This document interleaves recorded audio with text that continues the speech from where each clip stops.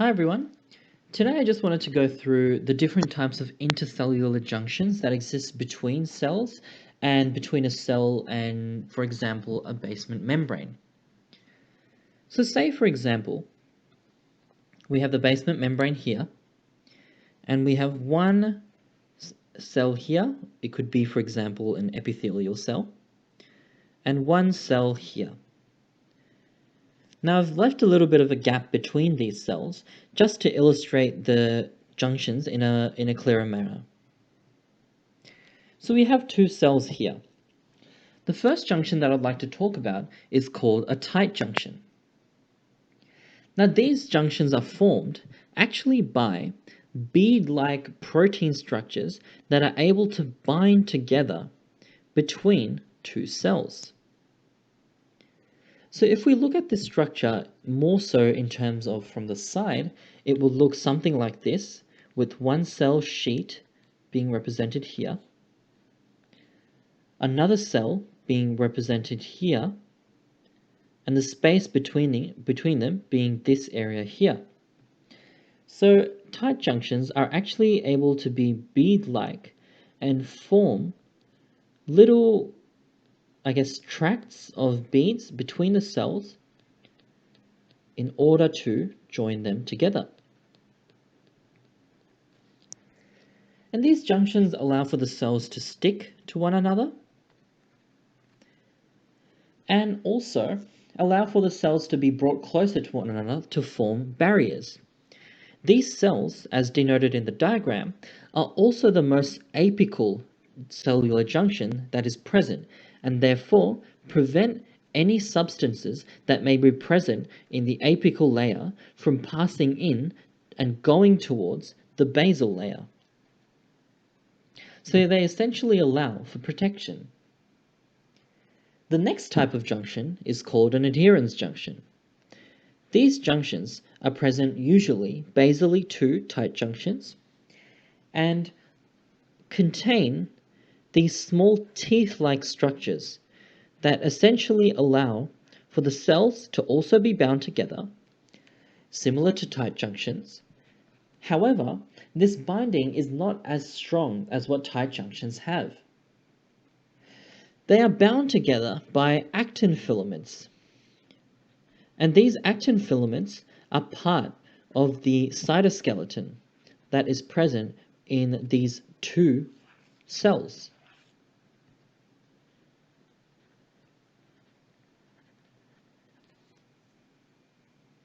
So these adherens junctions are located more basally to tight junctions, but they also serve a role similar to these tight junctions.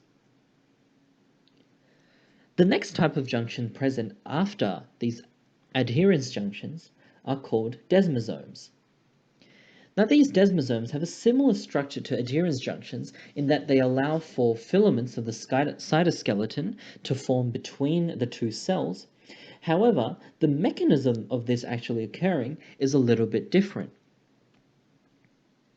These cells are able to, in their crescent shape, allow for actin cytoskeleton filaments to pass through and between these cells.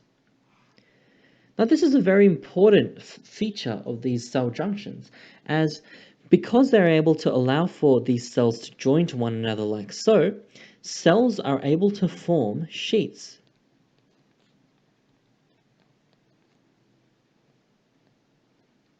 So desmosomes are junctions that hold cells tightly together, and they are the main mechanisms by which they are able to link together and form sheets. These structures here are called internal plaques, and they're on the cell wall and allow for the cells to join together with intercellular filaments. This allows for the cells to join together, but they do not touch.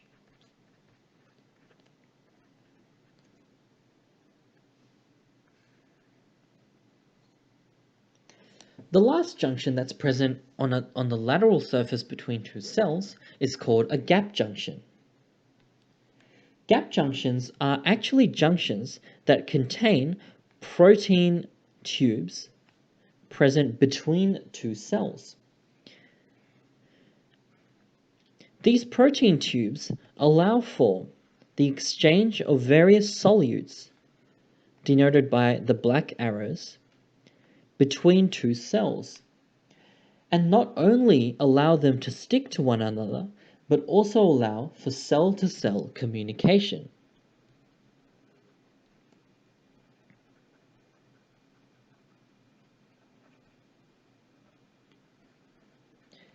These are the most basally located cellular junctions.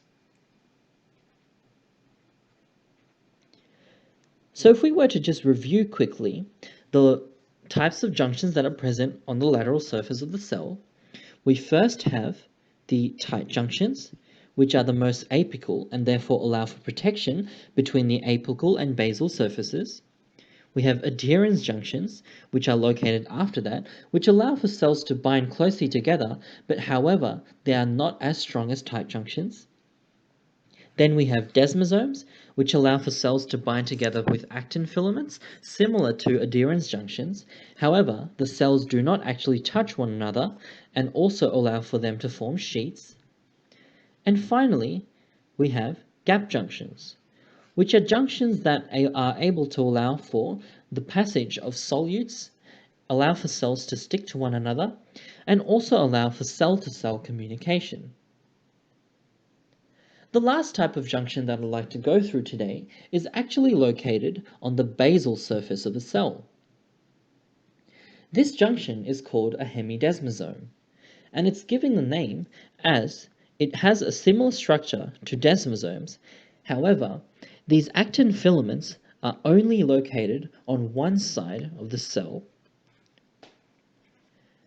and the passage of solutes such as nutrients can only occur in one direction. As denoted by the arrows, this may be in the direction from apical to basal.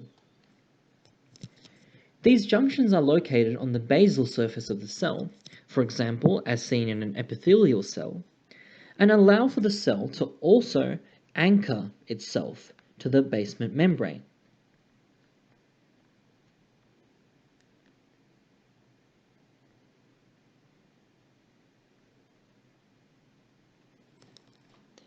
So these are the 5 different types of junctions that are present in cells. Gap junctions, which are the most basal, desmosomes, then adherens junctions, then tight junctions. The only cellular junction that is present on the basal surface are hemidesmosomes and allow for the passage of nutrients in one direction and for the cell to anchor itself to the basement membrane. Thanks for watching.